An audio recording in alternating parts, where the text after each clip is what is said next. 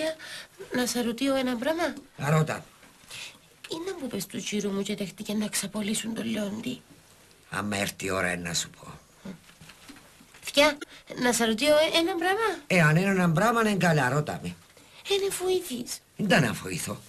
Ξέρω γιώθηκα που μπήκες με τσιν τον τόπον όλο μες στο δικαστήριο και ήταν τσινά όλα τα πλάσματα και φώναξες «Stop!» Όπως λαλούν στα αμερικανικά τα έργα. Ίνταρα. Ήταν να οίκο το καημένο το κοπελού να λύσει και να στάξει μες στο τσελί και γιο να κάθει μες στο μάνενιας. Θκιά. Να μ' ρωτήσεις ένα πράγμα. Όχι. Θαυμάζω σε θκιά. Εγώ αν ήταν να κάνω έτσι πράγμα, ήταν να σέσω πάνω μου που το φόβο. Παντελού, για να πετύχεις τη ζωή σου, πρέπει να έχεις μέσα σου ένα πράγμα. Είναι τα πράγμα. Τόρμη. Τόρμη? Είναι μόνο η τόρμη.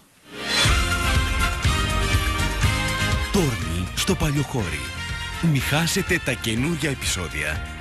Σε ένα απομακρυσμένο χωριό κάπου στα ανάθεμα της Κύπρου, πριν περίπου 10 χρόνια, 15 άνθρωποι έχασαν τη ζωή τους την ίδια ημέρα, χωρίς κανένας να γνωρίζει το γιατί.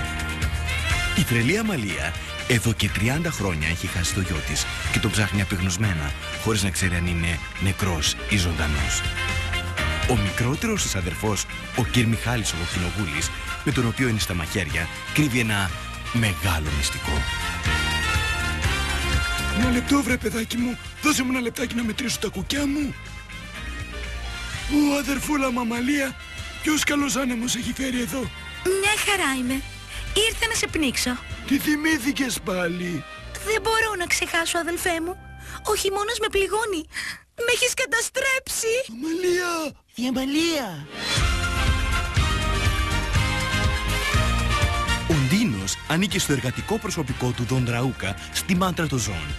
Είναι ένας από τους υποψήφιους γιους της Τρελοαμαλίας, όπως και ο ξάδερφός του, ο Δημήτριος, ο βλαμμένος του χωριού ο Φυσίλιος, το λαμόγιο ο Λεόντιος και ο ηχολήπτης της σειράς Μάικολ Μαυρίκιος.